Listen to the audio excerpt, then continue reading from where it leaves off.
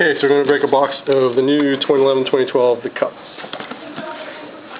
Fully sealed. Here at From Hockey to Hollywood. Okay. And we'll see what comes out of it. So wish me luck. Good luck.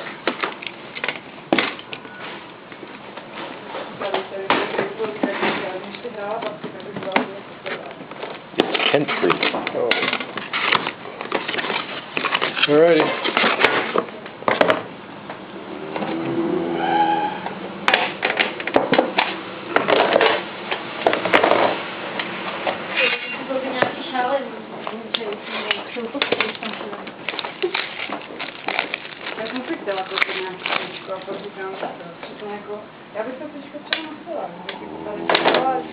We'll do what we usually do is take out the rubber. Oh, do you have the bluffs to make it all dramatic? We won't bluff it. It's already dramatic as it is. We don't need to dramatic it anymore. So there should be a base on the back. No, actually no, there's an auto there, so we won't do that. So there's no book. There's no booklet. First card is a Jeff Carter base out of 249. Oh, nice patch. Second is a rookie auto patch of Craig Smith to 249. Cool. Ryan Nugent-Hopkins limited logo patch. 250. Oh, cool. That's nice.